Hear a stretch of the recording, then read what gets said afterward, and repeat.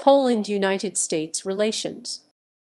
Polish-United States relations, or Polish-American relations, are the diplomatic, social, economic, and cultural bilateral relations between Poland and the United States. Official relations on a diplomatic level were initiated in 1919 after Poland had established itself as a republic after 123 years of being under foreign rule from the Partitions of Poland. However, ties with the United States date back to the 17th century, when the Polish-Lithuanian Commonwealth was one of Europe's largest powers, and many Poles immigrated to the 13 colonies. During the American Revolutionary War, the Polish military commanders Thaddeus Kościuszko and Casimir Pulaski contributed greatly to the Patriot cause, with Kościuszko becoming a national hero in America. Since 1989, Polish-American relations have been strong, and Poland is one of the chief European allies of the United States, being part of both NATO and the European Union. There is a strong cultural appreciation between the two nations' Polonophilia. According to the U.S. Department of State, Poland remains a stalwart ally and one of strongest continental partners in fostering security and prosperity throughout Europe and the world. Poland was also one of 4 participating countries in the American-led Iraq War coalition in 2003. In addition to close historical ties, Poland is one of the most consistently pro-American nations in Europe and the world, with 79% of Poles viewing the U.S. favorably in 2002 and 67% in 2013. According to the 2012 U.S. Global Leadership Report, 36% of Poles approve of American leadership, with 30% disapproving and 34% uncertain. And in a 2013 BBC World Service poll, 55% of Poles view U.S. influence positively, the highest rating for any surveyed European country. Before 20th century, the partitions of Poland erased Poland from the map in 1795 and long prevented the establishment of official diplomatic relations between Poland and the new United States. However, Poland, which enacted the world's second oldest constitution in 1791, always considered the United States a positive influence. Even in the 18th century, important Polish figures such as Tadeusz Kościuszko and Casimir Pulaski became closely involved with shaping U.S. history.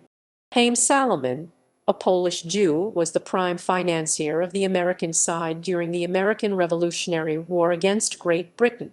Many Poles also emigrated to the United States in the 19th century and formed a large Polish-American community in urban centers such as Chicago. American response to November Uprising. Poland's November Uprising in 1831 and the fight for regaining independence from the neighboring empires were extensively documented and editorialized in American newspapers. As the historian Jerzy Jandelarski described, one could reproduce in detail virtually the whole story of the November Uprising from the 1831 files of American dailies published at that time, regardless of the fact that they were usually 4-sheet affairs with little space left for foreign news. There were very few Poles in the United States at the time, but views of Poland were shaped positively by its support for the American Revolution. Several young men offered their military services to fight for Poland, the most well-known of which was Edgar Allan Poe, who wrote a letter to his commanding officer March 10, 1831, to join the Polish army if it was created in France. Support for Poland was highest in the South, as Casimir Pulaski's death in Savannah, Georgia, was well remembered and memorialized. An American surgeon, Dr. Paul Fitzsimmons, from the Georgia, actually joined the Polish army in 1831. He was then in France and, inspired by how gallant Pulaski had fallen at the siege of Savannah during the revolutionary struggle of 1776, traveled to Warsaw as a field surgeon for the Polish infantry. The United States never initiated the creation of a military force for supporting Poland. Financial support and gifts were sent from the United States to the American-Polish Committee in France, which intended to purchase supplies and transport aid to Poland. The American writer James Fenimore Cooper wrote an appeal for the organization at the height of his popularity and motivated a nationwide collection for Poland in American cities. The Frenchman General Lafayette was an outspoken voice in France and urged for a French intervention to aid Poland in its independence from Russia. The French government sought to make peace with the Russian Empire and generally stayed out of the conflict. Following the collapse of the insurrection, American newspapers continued to publish news from British and French sources documenting oppression of Poles by the Russian and German empires. Newspaper editors made mention of the Russians as brutal and evil, and the Poles were gallant and heroic in their efforts. The American public was apprised of the ongoing suppression of the Polish Catholic Church and the conscription of Poles into the Imperial Russian Army, which hurt Russian-American relations. An American writer in Boston, Robin Carver, wrote a children's book in 1831, Stories of Poland, which said that for Polish children, their houses are not peaceful and happy homes but are open to the spies and soldiers of a cruel and revengeful government. Poetic tributes to Poland were written in America, and literature denouncing the Russian treatment towards Poland continued after the uprising.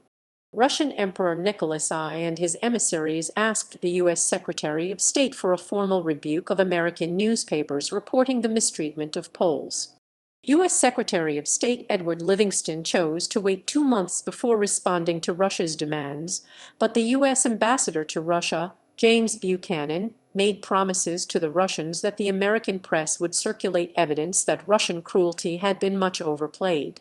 The historian Jerzy Jandlerski was critical of Buchanan's pro-Russian stance on the Polish issue and said that he made statements on Poland without visiting the country or listening to Polish testimony. Lincoln and Civil War. Poland's independence lost favor among American intellectuals during the American Civil War. Historians have argued that U.S. President Abraham Lincoln was sympathetic to the Poles but chose not to intervene in Europe's affairs out of fear that European powers would support the Confederate States.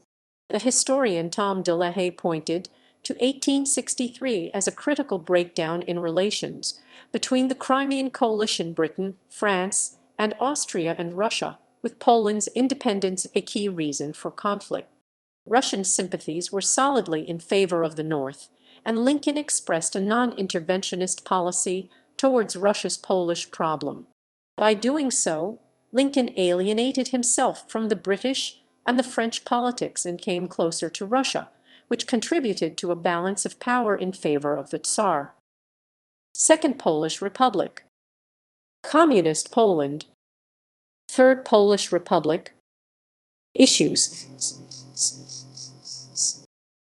Radosław Sikorski. Despite their apparently close relationship, W. Prosta Polish magazine obtained a recording of Polish Foreign Minister Radosław Sikorski calling the Polish-American alliance downright harmful and causing a false sense of security, while in a poll made in 2016, around 20% of questioned considered Americans a potential threat to Polish national security. Despite that, also in this poll, more than 50% of questioned considered Americans and Canadians as trustworthy. U.S. Missile Defense Complex in Poland. The U.S. Missile Defense Complex in Poland was part of the ballistic missile defense European capability of the U.S. to be placed in Redzikowo, Słupsk, Poland, forming a ground-based mid-course defense system in conjunction with a U.S. narrow-beam mid-course tracking and discrimination radar system in the BRDY, Czech Republic. The plan was cancelled in 2009. Polish society was divided on the issue.